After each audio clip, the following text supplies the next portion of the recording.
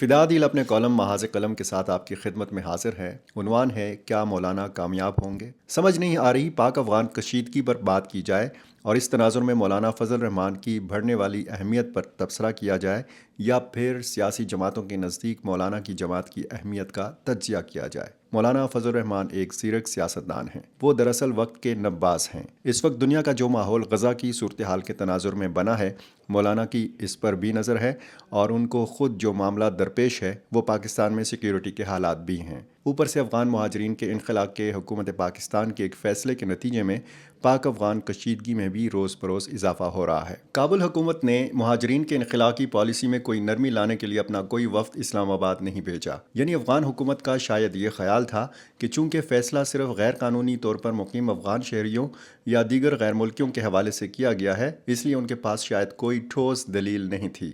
لیکن پاکستان کے اس فیصلے کی بنیاد میں کوئی دوسرا معاملہ ہے اور وہ ہے پاکستان میں بڑھتی ہوئی دہشت گردی۔ پاکستان یہ سمجھتا ہے کہ جب سے افغان طالبان برسر اقتدار آئے ہیں تب سے پاکستانی طالبان نے بھی ایک بار پھر سر اٹھا لیا ہے اور وہ افغان حکومت کی سرپرستی میں ہی پاکستان پر نئے سرے سے حملہ آور ہوئے ہیں۔ افغان عبوری وزیراعظم ملا محمد حسن اخند بھی اپنے تازہ بیان میں یہ کہہ چکے ہیں کہ پاکستان افغان مہاجرین کا معاملہ افغان حکومت پر دباؤ ڈالنے کے لیے استعمال نہ کرے۔ پاکستان نے بارہا افغان حکومت سے یہ مطالبہ کیا ہے کہ کالعدم ٹی ٹی پی کو افغانستان کی سرزمین پاکستان کے خلاف دہشت گردی کی کارروائیوں کے لیے استعمال کرنے سے روکا جائے، پاکستانی طالبان کو پاکستان کے حوالے کیا جائے یا پھر افغان حکومت افغانستان کے اندر ہی کالعدم ٹی ٹی پی کے خلاف کارروائی کرے اور اس کے قابل قبول ثبوت بھی پاکستان کے حوالے کرے۔ لیکن اس حوالے سے افغان حکومت نے نہ صرف سرد مہری دکھائی بلکہ افغان سرزمین پر پاکستانی طالبان کی موجودگی سے ہی انکار کر دیا۔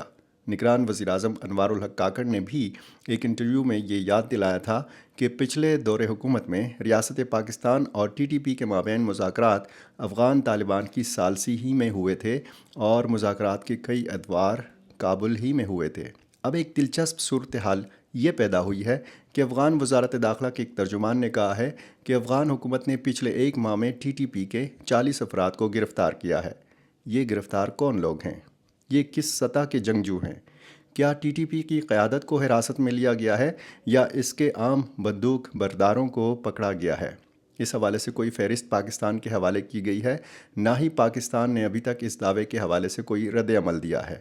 یہ ضرور دیکھنے کو مل رہا ہے کہ افغان حکومت پر اس وقت شدید دباؤ ہے۔ صرف پاکستان سے ہی نہیں، ایران سے بھی غیر قانونی افغان شہریوں کو بے دخل کیا جا رہا ہے۔ ظاہر ہے افغان حکومت محدود وسائل میں اچانک لاکھوں افغان شہریوں کی مناسب دیکھ بھال نہیں کر پا رہی۔ دوسری جانب افغان حکومت کے خدشات میں پاکستان کی جانب سے بھی اضافہ ہو رہا ہے۔ بنو، ڈیر اسماعیل خان اور ٹانک کے افسوسناک واقعات کے بعد پاکستان نے افغانستان پر اپنا دباؤ مزید بڑھایا ہے۔ پاک افغان بڑھتی ہوئی کشیدگی میں یہ سوچا جا رہا تھا کہ کیوں کر کوئی ملک یا کوئی شخصیت بیچ میں مصالحانہ کردار ادا کرے۔ ذرائع نے یہ بتایا ہے اور اب تو عالمی میڈیا بھی اس پر بات کر رہا ہے کہ کالعدم ٹی ٹی پی اور افغان مہاجرین کی بے دخلی کے معاملے پر پاکستان اور افغانستان کی کشیدگی کم کرنے کے لیے جمعیت علماء اسلام کے سربراہ مولانا فضل الرحمان کو اہم ٹاسک ملنے کا امکان ہے۔ یہ خبر راکم نے سب سے پہلے 13 دسمبر کو یوٹیوب پر اپنے ویلاگ میں دی تھی۔ ذرائع کے مطابق جمعیت علماء اسلام سے وابستہ کچھ شخصیات اور برسر اقتدار افغان طالبان کے مابین ابتدائی رابطوں میں یہ طے پایا ہے کہ اس سلسلے میں پاکستان کی عسکری قیادت کی منظوری سے معاملات میں مزید پیش رفت ہوگی، جس کے لیے army chief general Syed Asim Munir کی امریکہ سے واپسی کا انتظار ہے۔ ذرائع نے دعویٰ کیا ہے کہ افغان طالبان کے دباؤ پر کالعدم ٹی ٹی پی کی قیادت بھی بات چیت کے لیے مولانا فضل الرحمان کے نام پر متفق ہے اور یہ امید ظاہر کی گئی ہے کہ مولانا فضل الرحمان کے توسط سے ہونے والی پاک افغان قیادت کی بات چیت میں سب سے پہلے سیز فائر پر بات کی جائے گی، جس کے بعد افغان مہاجرین کے انخلا کے عمل میں آسانیاں پیدا کرنے اور پاکستان میں مقیم افغان شہریوں کے اثاثوں، رقوم یا جائیدادوں کی منتقلی کے معاملات بھی بات چیت کا حصہ ہوں گے۔ ذرائع کے مطابق مولانا فضل الرحمان نے اس سلسلے میں مکمل اختیار مانگا ہے اور پاکستان کے کچھ مزید علماء کرام کی مدد لینے کی ضرورت پر بھی زور دیا ہے۔ دفاعی ماہرین کے مطابق افغان طالبان اور پاکستانی طالبان جس مکتبہ فکر دیوبند سے تعلق رکھتے ہیں، اسی اسکول آف تھاٹ سے جے یو آئی کا بھی تعلق ہے، جبکہ اس وقت افغان کابینہ میں جے یو آئی سے وابستہ بزرگ علماء کرام کے شاگرد بھی موجود ہیں۔ انہی حوالوں کی بنیاد پر مولانا فضل الرحمان سے درخواست کی گئی ہے کہ وہ دونوں ملکوں کے مابین مصالحت کے لیے اپنا کردار ادا کریں۔ کچھ حلقوں کے مطابق مولانا فضل الرحمان کو خود سیکیورٹی تھریٹس ہیں، لیکن باخبر ذرائع بتاتے ہیں کہ مولانا فضل الرحمان اور ان کی جماعت کو داعش خراسان سے زیادہ خطرات ہیں۔ پاکستان میں تعینات افغانستان کے سفیر سردار احمد جان شکیب کی JUI سربراہ مولانا فضل الرحمان کی رہائش کا آمد کو اسی سلسلے کی کڑی قرار دیا جا رہا ہے۔ افغانستان کے عبوری سفیر نے مولانا فضل الرحمان کو افغان حکومت کا خصوصی پیغام پہنچایا اور ان کو افغانستان کی حکومت کی جانب سے دورہ افغانستان کی باضابطہ دعوت بھی دی۔ دونوں رہنماؤں نے خطے سمیت پاک افغان تعلقات پر گفتگو کی اور قرار دیا کہ دونوں ملکوں کے درمیان بہتر تعلقات خطے میں امن کی ضمانت ہیں۔ اس اہم ملاقات کے موقع پر سابق MNA مولانا صلاح الدین ایوبی بھی موجود تھے۔ مولانا فضل الرحمان پہلی غیر حکومتی شخصیت ہیں جن کو افغان حکومت نے دورہ افغانستان کی باضابطہ دعوت دی ہے۔ اس دعوت کی تصدیق خود افغان حکومت کے ترجمان ذبیح اللہ مجاہد بھی کر چکے ہیں۔ ذبیح اللہ مجاہد کے مطابق پاکستان میں بدامنی چاہتے ہیں نہ تصادم۔ موجودہ صورتحال میں مولانا فضل الرحمان ہی بہترین کردار ادا کر سکتے ہیں۔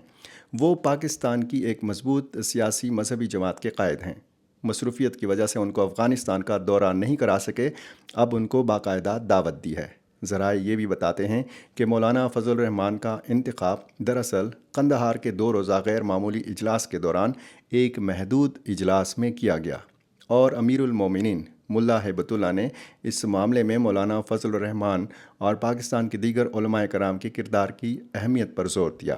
پاکستان میں فیصلہ ساز اداروں سے بھی اس حوالے سے ابتدائی بات چیت ہو چکی ہے اور خواہش یہی ہے کہ بجائے اس کے کہ دونوں ممالک کے مابین تلخیاں مزید بڑھیں، کیوں نہ ایک اور کوشش کی جائے۔ پاکستان اور افغانستان میں کچھ عناصر مولانا فضل الرحمان کے ممکنہ مصالحانہ کردار کو مناسب خیال نہیں کرتے۔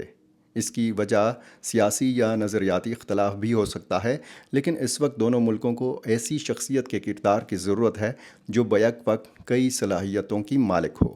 اس شخصیت کو اسٹیبلشمنٹ اور سیاسی قوتوں کے ساتھ روابط میں کوئی مشکل نہ ہو، وہ بیک وقت مغربی سفارتکاروں کے ساتھ بھی بات کر سکے، افغان طالبان میں بھی اس شخصیت کے لیے احترام کے جذبات ہوں اور جس کے لیے مسلح جدوجہد کی قائل تنظیموں کے اندر بھی ہمدردی کے جذبات ہوں۔ ایسی ہمہ جہد شخصیت مولانا فضل الرحمان کے علاوہ کون ہو سکتی ہے؟